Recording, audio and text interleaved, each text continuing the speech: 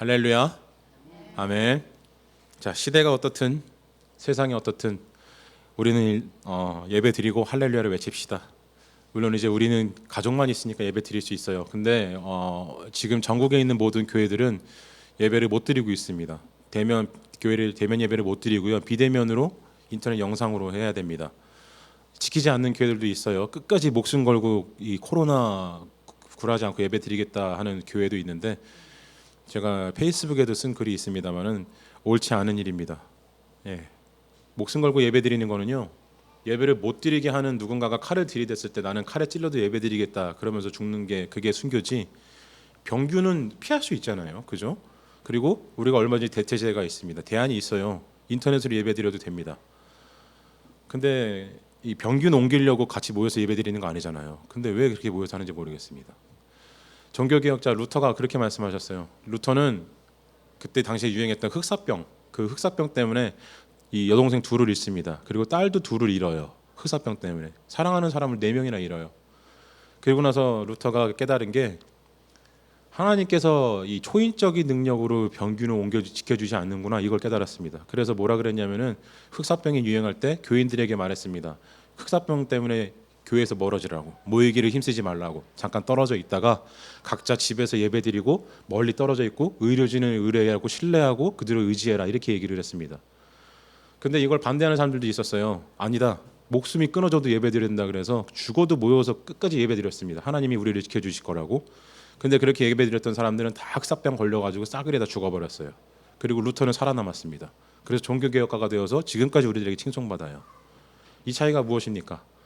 맹목과 그리고 이 이성적인 신앙의 차이예요. 그냥 맹목적인 신앙은 내가 죽어도 되겠어라고 하는 거거든요.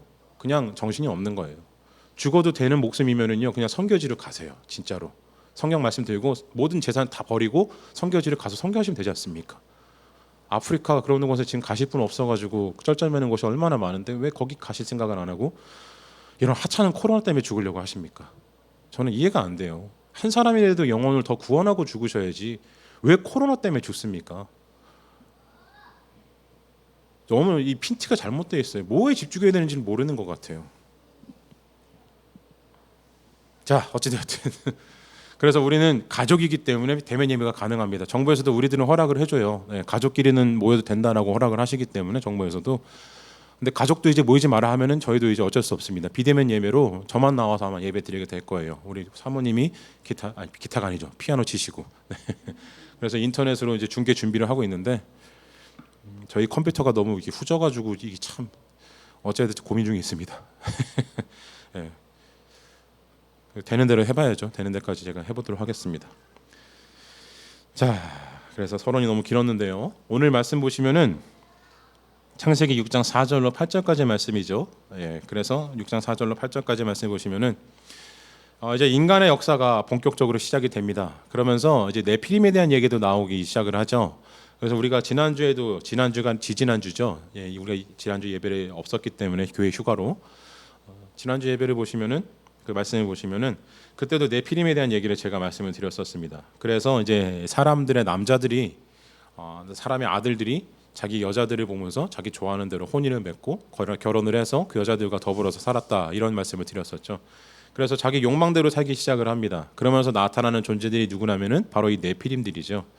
제가 설명을 한번 드린 바 있습니다만은, 네피림은요, 천사가 타락해서 인간 여자와 관계를 맺어서 거기서 낳은 아들이다, 이렇게 얘기를 하기도 합니다.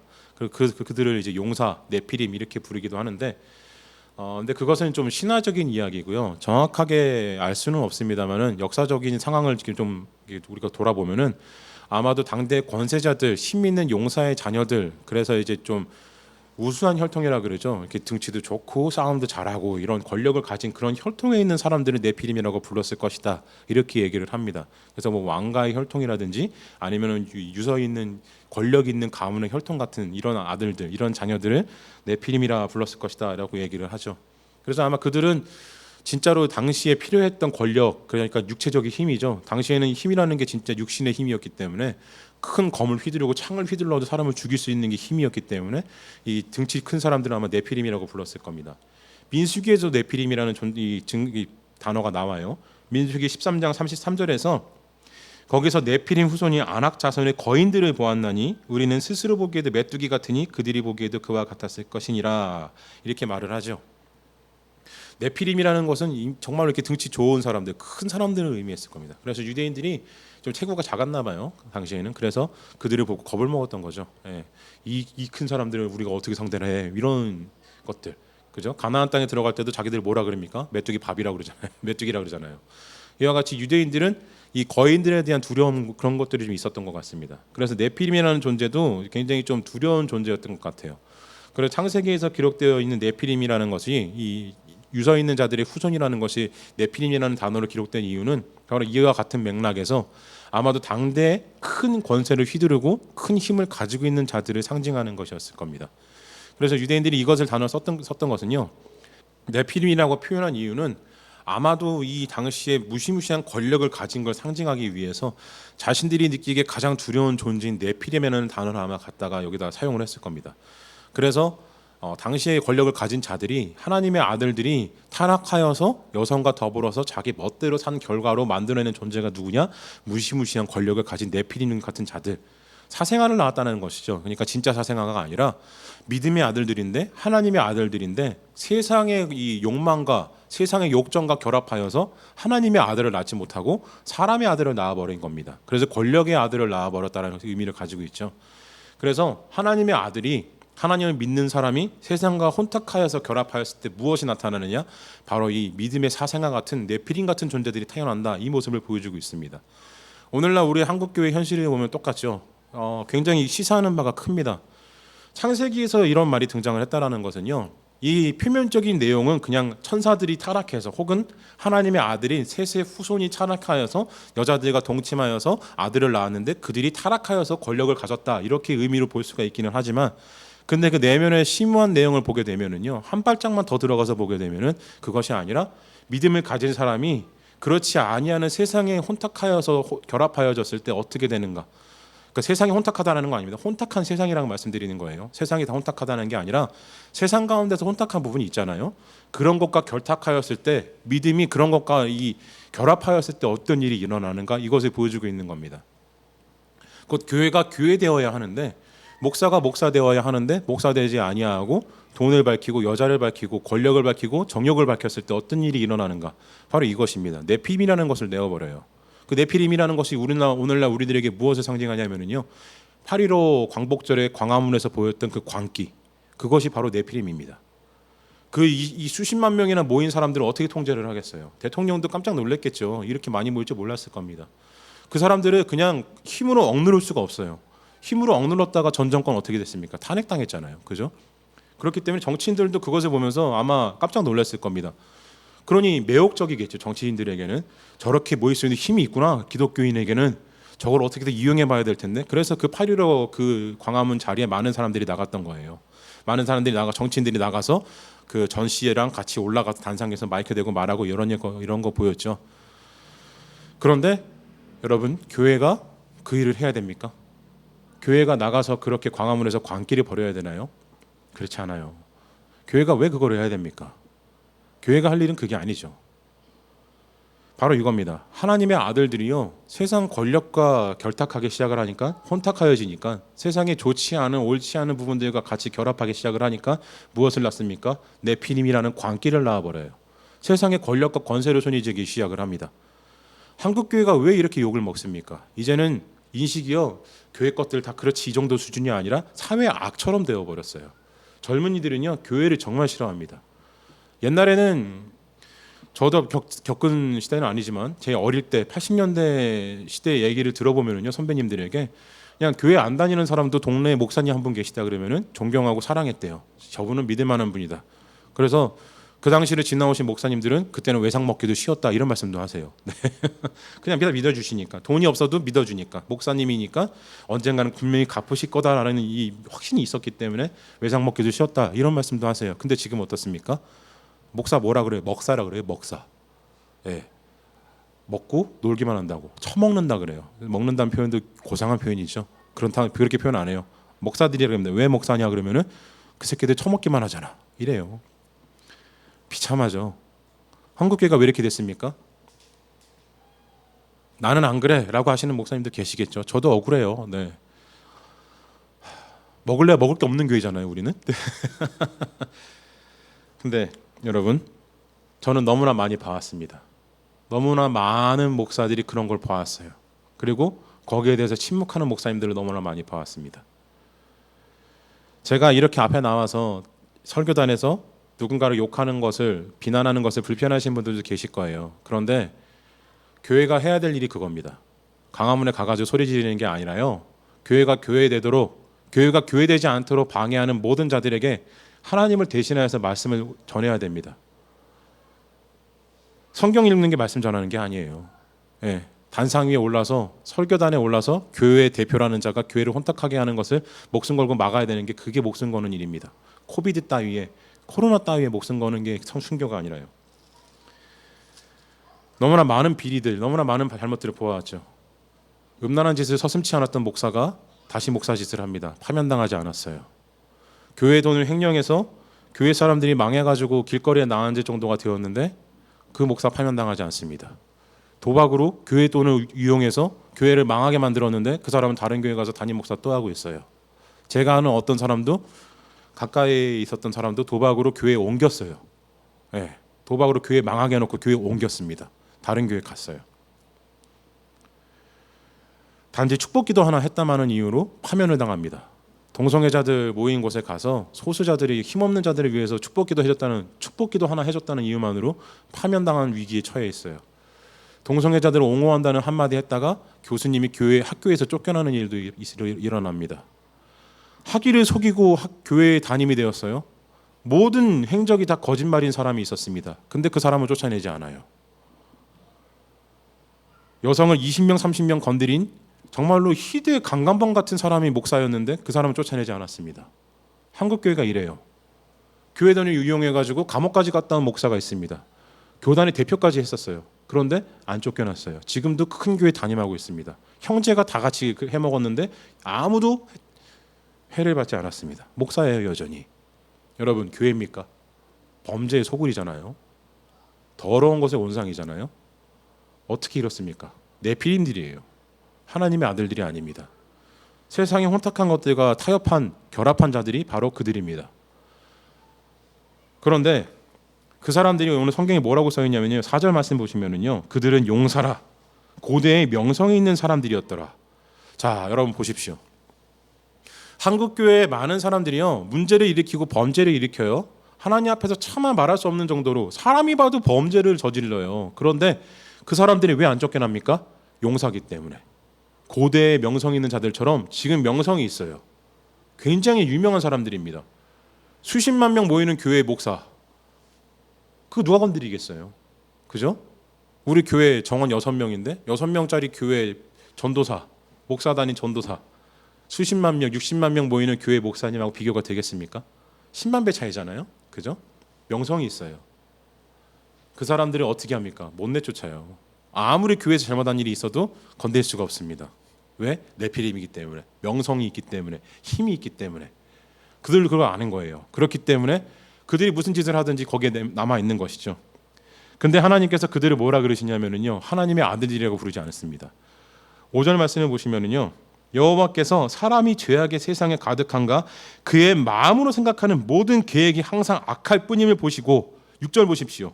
땅 위에 사람 지으셨음을 한탄하사 마음에 근심하시고. 자, 여러분, 네피림은요, 권력이 있었어요. 고대의 명성이 자자한 자들이었습니다. 힘이 있는 자들이었어요. 근데 하나님이 그들을 보시면서 뭐라 그러세요? 사람 지으신 걸 한탄하셨대요. 그 명성 있는 자를 보시면서, 저 나쁜 놈, 저 진짜 악인, 진짜 내가 저거 후회스럽다, 이게 아니라 그 악인들이 나타나는 것을 보시면서 그 악이 얼마나 만연하고 충만해 있는 것인지, 그 악인 한 사람 때문에 사람 전체를 한탄하신 거예요. 이해가 되십니까? 한국 교회가 왜 무너지냐면요, 한국 교회를 무너지게 만든 목사들을 보시면서 하나님 한탄하시는 거예요. 한국 교회 전체를. 저거 하나만 없애버려야지, 이게 아니라 저것들을 그냥 놔두는 한국 교회 전체가 하나님 한탄스러우신 거예요. 저 한 사람 때문에, 저 한 놈 때문에 한국 교회가 망가지는 거야. 내가 저거 하나 없애줄게, 이게 아니라요, 저거 하나 두면서 너네 쟤네를 따라가고 있어? 와, 나는 한국 교회가 너무 싫다, 이 말씀하시는 겁니다. 한국 교회를 없애버리고 싶으신 거예요. 하나님께서는 지금 심정이 코로나 때문이라고요? 아닙니다. 한국교회가 지금 왜 위기를 맞고 있습니까? 이때까지 우리가 쌓아온 거예요. 침묵했기 때문에 하나님이 일하시는 겁니다. 하나님이 쓸어버리시는 거예요.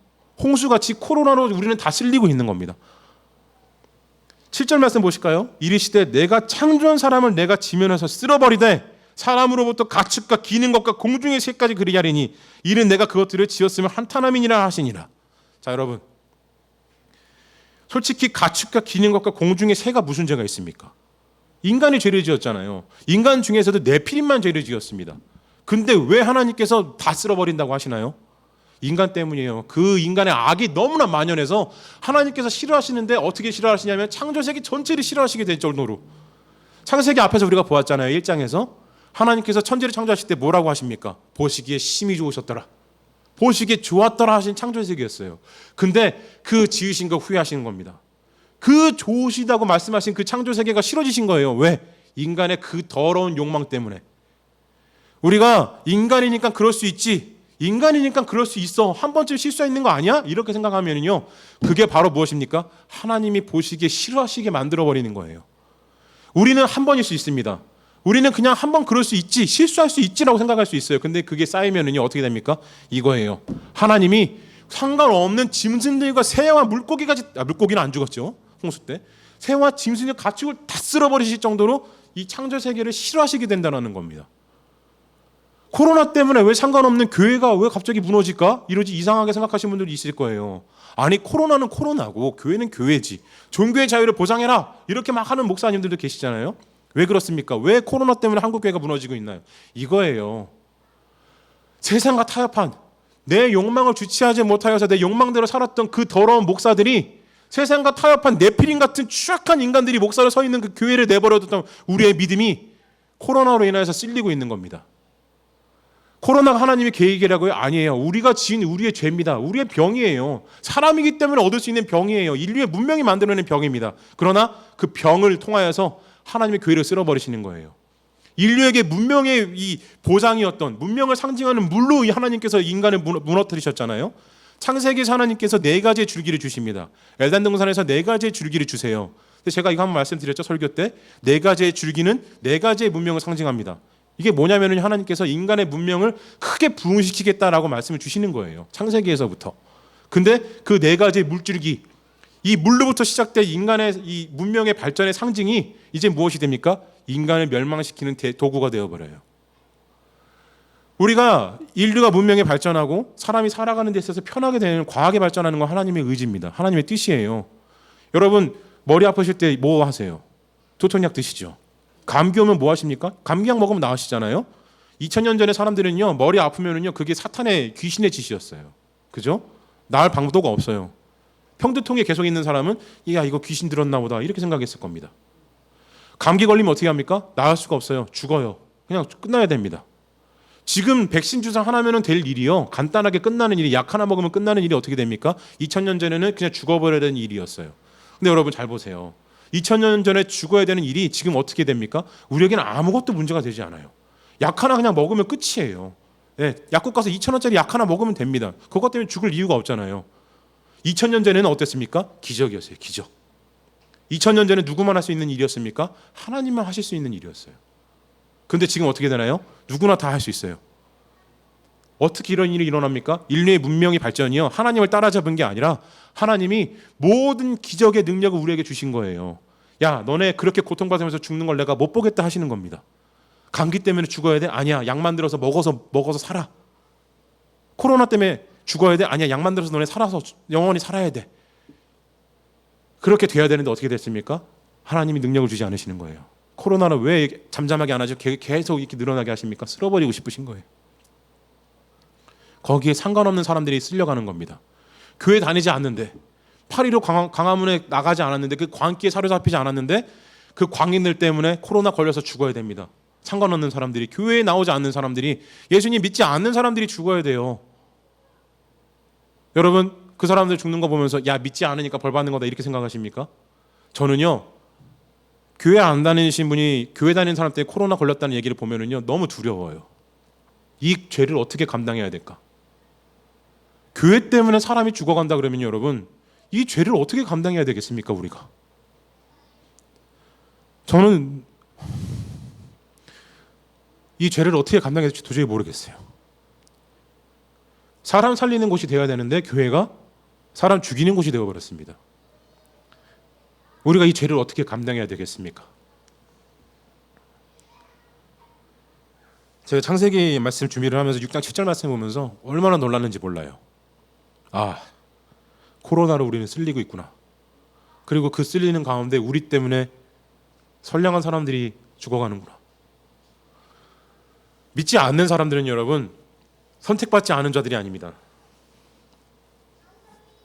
세상 속에서 예수님 믿지 않는 분들은요, 하나님을 믿지 않았기 때문에 지옥에 갈 예정이 되어 있는 분들이 아니에요. 누굽니까? 장차 하나님 믿을 사람들입니다. 예수님이 지금도 더 안타까워 계시는 한 마리의 잃은 양이에요. 그들을 안타까워해야죠. 그들이 죽어가면서 즐거워하는 사람도 혹시 계시면은요, 교회 다니지 마세요. 예수님 믿는다고 하지 마세요. 교회 다니지 않아서 코로나 걸려서 죽는 거는 하나님의 징벌이라고 얘기하는 분 계시다고 한다면은요, 교회 다니지 마세요. 예수 믿지 마세요.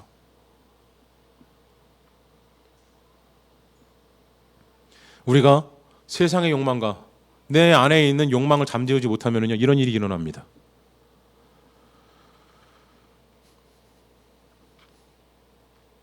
그 일을 이끈 사람이 누굽니까? 바로 전 씨예요. 정강훈 씨입니다. 그 죄를 어떻게 감당하려고 하는지 저는 모르겠어요. 근데 그곳에 나왔던 사람들도요, 똑같은 죄입니다. 그냥 교인이라고 목사님 말씀만 따라다녔는데요, 그런다고 죄가 회피되지 않아요. 그들도 자신 안에 있는 욕망, 자신의 정치적인 관점 하나를 죽이지 못해서 하나님보다 자기 정치 관점이 더 중요한 거예요. 하나님보다 사람을 미워하는 마음이 더 큰 겁니다. 그래서 어떻게 한 겁니까? 나와서 문재인 죽여버리자 이런 얘기하는 거예요. 빨갱이다 이런 얘기하는 겁니다. 너무나 애통하고 비통하죠. 정말로 어떻게 말해야 될지 모를 정도로 저는 비통합니다. 비참하고요, 처참해요. 교회가 왜 이렇게 되어버렸을까? 저는 중세 시대를 보는 것 같아요. 마녀 사냥 시대를 보는 것 같습니다. 그냥 잡아서 다 죽이려는 것 같아요, 교회가.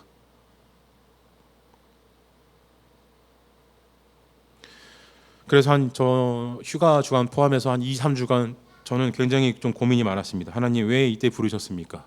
왜 이때 교회를 세우게 하셔서 이 힘든 시기에 저를 부르셨습니까? 하나님의 음성이 들린 건 아니에요. 기도하는 도중에 제게 주시는 마음은 너 아니면 누가 있겠냐 이런 말씀을 주시는 것 같았어요. 네. 아시다시피 성격이 좀 괴팍하잖아요. 더럽고 우리 사모님 잘 아실 텐데 맞서 싸우는 걸 두려워하지 않잖아요. 이때 부르신 것 같아요. 네피림과 같은 자들이 있는 저들을 향해서 저 용사들과 싸울 자 누구냐? 주님 제가 여기 있나이다. 그래서 제가 여기 있습니다. 주님 제가 여기 있나이다.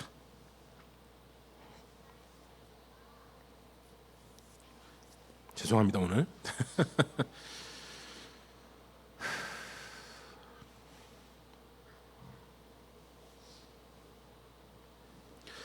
자, 그래서 말씀해 보시면은요, 7절 말씀이 굉장히 충격적인 말씀입니다. 하나님이 그토록 사랑하셨던 아름다운 심히 보시기에 좋았던 사람을 하나님께서 이제 쓸어버리기로 작정을 하십니다.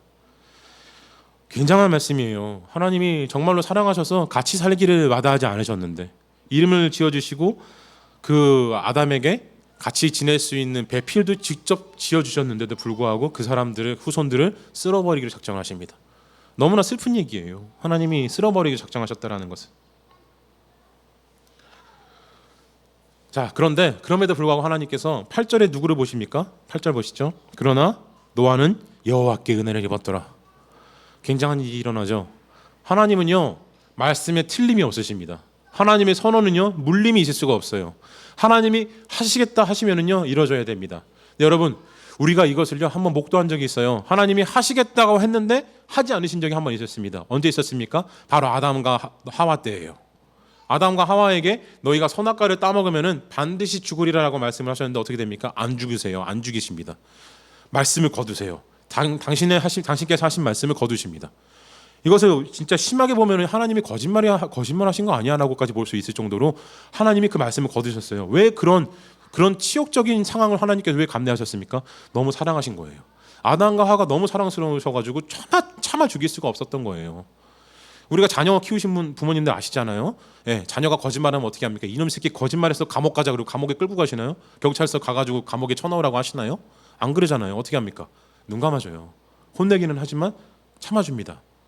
범죄 저질렀다고 해가지고 아들이 아닙니까? 사람 죽였다고 해가지고 내 딸이 아닌가요? 저 모든 사람들이 돌 던질 때 살인자의 부모님만은 그들을 보호해요. 아무리 감옥에 있어도 살인자의 부모님은 그들을 면회갑니다. 물론 안 그런 부모들도 있긴 하지만요. 이게 부모의 마음이에요. 하나님의 마음이 그것이었습니다. 아담과 하와의 죄가 너무나 취약한 죄였음에도 불구하고 하나님 참아주신 거예요. 오늘날 네피림이 오늘 우리가 봤던 본문에서 네피림들이 그 지었던 죄가 너무나 큰 죄였지만 하나님이 참으신 겁니다. 누구를 보아서? 바로 노아를 통해서. 민수기 23장 19절에서 이런 말씀을 하셨습니다. 하나님은 사람이 아니시니 거짓말을 하지 않으시고 인생이 아니시니 후회가 없으시도다. 어찌 그 말씀하신 바를 행하지 않으시며 하신 말씀을 실행하지 않으시랴라는 말씀을 하셨죠. 자, 근데 하나님이 안 하셨어요. 민수기 말씀에서 분명하게 말씀하시잖아요. 후회도 없으시고 거짓도 없으신데 하나님께서 말씀을 거두십니다. 네. 하나님의 명령을 거두신 거예요. 하나님의 말씀 자체를. 어마어마한 일이 일어난 겁니다. 아담과 하와에게는. 그들이 쫓겨난 건 죄가 아니라요, 은혜였어요. 그들이 살아남은 거는요, 하나님의 사랑의 증거였습니다. 근데 그 증거가 오늘 또 일어나요. 누구를 통해서? 노아를 통해서. 근데 노아를 통해서 하나님이 죽이지 않으시고 노아를 통해서 하나님 구원의 길을 주십니다. 그리고 여기서 또 특이하게 볼 수 있는 게요, 나중에 우리가 뒤에 가서 보겠지만 노아에게 120년의 시간을 주시죠. 120년이라는 시간이 앞에도 기록이 되어 있습니다. 인간의 시간이냐 방주를 지은 시간이냐, 여기에 해석이 분분해요, 되게 내용이.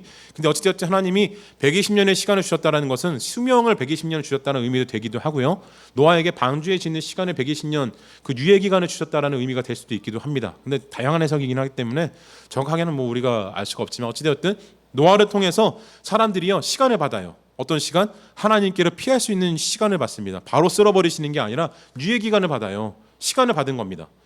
베드로전서 3장 20절에서 이렇게 말씀하셨어요. 그들은 전에 노아의 날 방주를 준비할 동안 하나님이 오래 참고 기다리실 때 복종하지 아니하던 자들이라. 방주에서 물로 말미암아 구원을 얻은 자가 몇 명뿐이니 겨우 8명이라.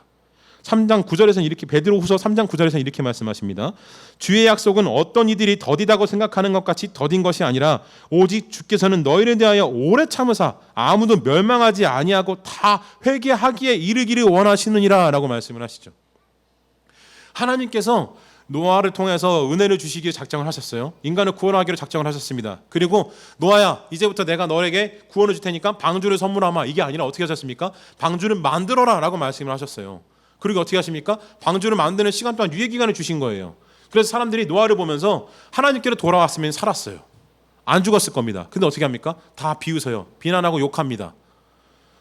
그럼 어떻게 됩니까? 다 죽어버려요. 그래서 8명밖에 안 남잖아요. 노아의 가족들만 살아남아요.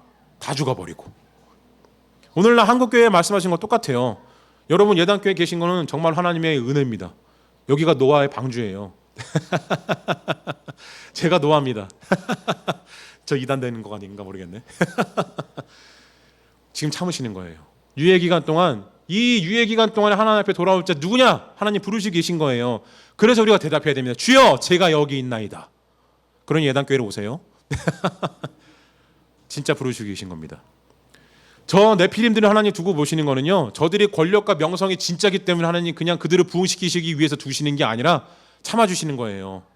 그들을 쓸어버리기 전에 여기 있는 자가 누구냐, 나와 함께하는 자가 누구냐, 노아와 같은 자가 누구냐라고 부르시고 계신 겁니다.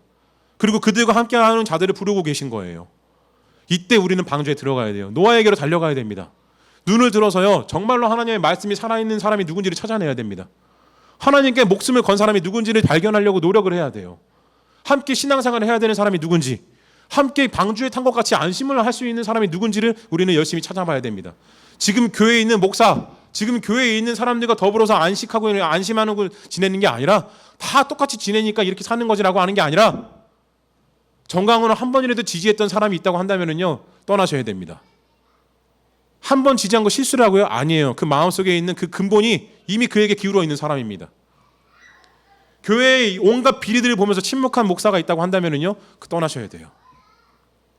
혹은 같은 교인인데 광화문 집회에 참석했다 그러면 거리를 두셔야 됩니다. 코로나 때문이라도. 그리고 어떻게 해야 됩니까? 올바른 신앙을 가지기 위해서 노력을 하셔야 돼요. 그리고 다른 사람이 찾았을 때 나도 그 사람에게 찾는 사람이 되어야 되겠다는 노력을 하셔야 됩니다. 나도 찾아야 돼요. 올바른 믿음을 가지고 있는 사람들을 찾아내야 됩니다. 그냥 우리끼리 모여서 맹신하려고 하는 자가 되는 것이 아니라, 그냥 교회가 사람 죽이는 곳이 되어 있는 것을 찬성하는 자가 되는 것이 아니라, 사람 살리기 위해서 노력하는 사람이 누군지를 눈들여서 봐야 돼요. 노아와 같이 하나님께로 돌아갈 기회가 되는 사람이 누굴까를 찾아봐야 됩니다. 고민하셔야 돼요. 이럴 때 오카노 목사님 계셨으면 얼마나 좋았을까 저는 생각도 합니다. 예. 참 많은 가르침을 주셨을 텐데 너무 일찍 돌아가셔가지고. 자, 어찌되었든 6절 8절 말씀 보시면은 그러나 노아는 여호와께 은혜를 입었더라. 이로써 여러분, 노아가 입은 은혜 때문에요 우리가 있는 거예요. 노아가 입은 은혜 때문에 오늘날 우리가 감히 하나님을 입추에 올릴 수 있고 성경 말씀을 읽으면서 예배드릴 수 있게 된 겁니다. 어떻게 이런 일이 일어납니까? 한 사람의 헌신 때문이에요. 한 사람의 노아의 헌신 때문에. 노아가요 방주를 지어라라고 말씀하셨을 때 하나님 방주 주세요 하지 않았어요. 재료 달라고 했습니까? 아니요. 하나님이 명령하시니까요 자기가 다 했어요. 이게 뭐 뜻합니까? 우리는요 여기서 지금 이 상황을 타개하기 위해서 코로나 시대와 그리고 코로나 시대 이후, 그리고 이 코로나 시대를 통하여서 추락한 교회의 이미지를 하나님 회복하여 주시옵소서라고 기도하는 게 아니라 우리가 할 수 있는 최선을 다해야 된다는 거예요. 하나님은 명령하시는 분이세요. 주시는 분이 아닙니다. 어떻게 했어요? 노아는 하나님께서 명령하시니까 자기가 재료 찾아다녀서 자기가 지었어요. 하나님이 명령하신 대로 치수 재가지고 배를 만들어냅니다. 이게 뭘 뜻합니까? 하나님이 성경에서 말씀하신 대로 살아가려고 해야 된다는 거예요. 누가? 내가. 하나님 고쳐주시옵소서가 아니라 내가 방역을 실천하고 내가 거리 두기를 하고 내가 최선을 다해서 코로나로부터 나를 지키고 교인을 지키고 사회를 지키려고 노력을 할 때, 그리고 나서 하나님께 간청을 드려야 되는 거예요. 하나님 교회를 회복시켜 주시옵소서. 광화문 가가지고 누굴 죽여달라고 외치면서 미친 듯이 기도하는 그런 광기를 벌이는, 그게 하나님의 향한 믿음이 아니라 교회에서 내가 할 수 있는 최선을 다하는 게, 사람을 살리기 위해서 눈물 흘리는 게 바로 하나님께서 원하시는 할 바라는 겁니다. 다른 사람 해주지 않아요. 우리가 해야 됩니다. 코로나 때문에 망가진 거 우리가 회복해야 돼요. 교회 이미지가 망가진 건 교회 때문입니다. 누구도 그렇게 하지 않았어요. 누가 해야 됩니까? 우리가 다시 회복해야 돼요. 우리가 노아가 되어야 합니다. 우리가 재료를 찾아서 우리가 배를 만들어야 돼요. 우리가 말씀을 뒤져 읽어서 말씀으로부터 깨달음과 지혜를 얻어서 하나님으로부터 은혜를 받기를 간청하면서 눈물 흘리면서 하나님께 기도하면서 교회 회복을 우리가 이끌어가야 돼요. 다른 사람이 하는 게 아닙니다. 누군가 하는 게 아니에요. 사랑하는 성도 여러분, 제가 농담적으로 우리 예단교회가 방주입니다 이런 말씀을 드렸는데 농담이에요. 진심을 들으시면 안 됩니다. 여러분이 방주세요. 여러분이 노아십니다. 여러분 한 분 한 분이 노아가 되었을 때 하나님께서는요 그 은혜로 인하여서 우리의 후손들을, 그리고 믿지 아니하는 사람들을 하나님 구원해내실 겁니다. 은혜 가운데 살려내실 거예요. 그런데 그렇지 아니하면은요, 우리가 욕망대로 살고자 작정하면 어떻게 됩니까? 우리는 네피림이 되어버리는 겁니다. 명성은 얻겠죠. 힘은 얻을 겁니다. 우리가 모이는 힘이 있으니까 교회가 커지니까, 교회 커지면 어떻게 돼요? 목소리가 커져요. 큰 교회 목사들 어떻게 합니까? 뻣뻣하잖아요. 예. 어디 가서 존댓말 안 해요. 반말합니다. 제가 겪은 목사들 정말로 그래요. 예. 대형교회 목사들 보면은요, 누구 보면은 야 이래요. 젊은 목사들 보면은 야 누군지도 몰라요. 이름도 몰라요. 처음 보는 사람이에요. 근데 야 그래요. 어떻게 그럽니까? 교만이 극에 달했죠. 명성이 있으니까. 미친 거예요. 미쳤습니다. 그 미친 결과가 뭡니까? 지금 쓸리고 있는 겁니다. 사랑하는 성도 여러분, 이 미친 교회, 정말로 엉망진창이 되어버린 이 한국 교회를 안타까워하시는 마음이 계시다고 한다면요, 여러분이 노아가 되셔야 됩니다. 지금 하나님으로부터 나아가셔서 방주를 지으셔야 돼요. 그래서 여러분이 보호막이 되시고 방주가 되시면은요, 여러분에게 탄 그 사람들이 구원받을 겁니다. 여러분을 통하여서 여러분의 가문이, 가정이 구원받게 될 겁니다. 예수님도 한 분이셨어요. 예수님 두 분 아니시잖아요. 한 분이세요. 예수님 혼자 오셨잖아요. 근데 그 혼자 오신 분이 어떻게 하셨습니까? 오늘날 20억, 10억의 이 기독교인을 만들어내셨잖아요. 그죠? 수많은 사람들을 구원해내셨어요. 베드로 혼자였죠. 바울도 혼자였어요. 사도들이 12명이었지만 다 혼자였습니다. 왜 혼자였냐면요, 죽을 때 혼자 죽었어요. 어떻게? 각지로 흩어져서. 다 혼자 죽었어요. 같이 죽지 않았습니다. 노아도 혼자였어요. 모세도 혼자였습니다. 여호수아도 혼자였어요. 성경에서 하나님이 들어쓰시는 인물은요, 혼자입니다. 2명도 아니에요. 1명이에요. 단 1명. 그래서 부르시는 겁니다. 그 부르셨을 때 말씀하시잖아요. 부르셨을 때 누가 있느냐? 주여 제가 여기 있나이다. 고백하셔야 됩니다. 주여 제가 여기 있나이다. 오늘날 한국교회가 바로 이 모습을 가져야 돼요. (6.25) 때도 교회는 그랬습니다. 이 처참한 상황에서 한국교회를 향해서 하나님 안타까운 마음을 품으셨을 때 이 어려운 상황을 타개하기 위해서 이웃과 함께 더불어 같이 나눌 자 누구냐? 그때 어떻게 했습니까? 교회가 외쳤어요. 주여 제가 여기 있나이다. 일제강점 때도 그랬습니다. (6.25) 때도 그랬어요. IMF 때도 어땠습니까? 주여 제가 여기 있나이다. 민주화를 겪을 때 그 대학생들이 핍박받고 피 흘릴 때 어떻게 했습니까? 교회의 목사님들이 말씀하셨어요. 주여 제가 여기 있나이다. 영화에서는 심지어는 이제 이름까지 바꿔버려요. 향림교회 이름 바꿔가지고 향림교회라고 이름도 안 나와요. 우리나라 민주화 투쟁에서 빼놓을 수 없는 교회인데 향림교회라는 교회가 그 향림교회 이름도 바꿔버렸어요. 예. 왜 바꿨습니까? 감독이 뭐라 그랬냐면요, 인터뷰할 때 교회는 그 이름의 이 순수함을 계승할 가치가 없대요. 칭찬받을 가치가 없는 곳이 되어버렸대요. 그래서 이름을 삭제했답니다. 그것까지 너무 심한 것 같아요. 그 사람은 어쨌든 교회가 이렇게 지켜온 것도 사실이긴 한데, 근데 어쨌든 그 민주화 투쟁을 할 때 대학생들을 목숨 걸고 지켜주신 분이 누구십니까? 목사님들이세요. 주여 제가 여기 있나이다 하고 교회를 아끼지 않고 내어줬습니다. 그 때문에 남산에 끌려가서 고문당하신 분들 계시다고 하고 경찰한테 두드려 맞기도 하셨다고 해요. 성전은 경찰들이 잘 못 들어간대요. 권력이 있으니까요. 성당은. 근데 개신교회는 그렇지 않대요. 그냥 맨발로 들어와가지고 다 때려 부시고 다 잡아갔답니다. 근데 목사님도 목숨 걸고 지켜주신 거예요. 대학생들 두드려 맞으면서. 그런데 그런 얘기 아무도 안 하잖아요. 대놓고 자랑하자는 게 아니라 우리가 바로 그 시기입니다. 이 시기에, 이 어려운 시기, 이 슬픔의 시기에 우리가 무엇을 해야 됩니까? 잠잠한 가운데, 조용한 가운데 주여 제가 여기 있나이다. 하나님 제가 여기 있습니다. 그렇게 여러분 한 사람이, 여러분 한 분이 하나님 앞에 응답을 드렸을 때, 노아가 되었을 때 우리 교회는 다시 살아날 겁니다. 한국 교회는 다시 회복될 거예요. 그러니 너무 슬퍼하지 맙시다. 너무 걱정하지 말고 코로나가 빨리 물러갈 수 있도록 우리가 의인이 되기를 원한다고 하나님께 간절히 기도드렸으면 좋겠습니다. 그렇게 여러분이 의인이 되시고 여러분이 하나님 앞에 노아처럼 되심으로 인하여서 우리 한국교회가 살아나고 우리 한국사회가 코로나로부터 벗어나고 전 세계가 코로나로부터 승리하는 그 날이 하루속히 조속히 오기를 진심으로 축원드립니다. 아멘.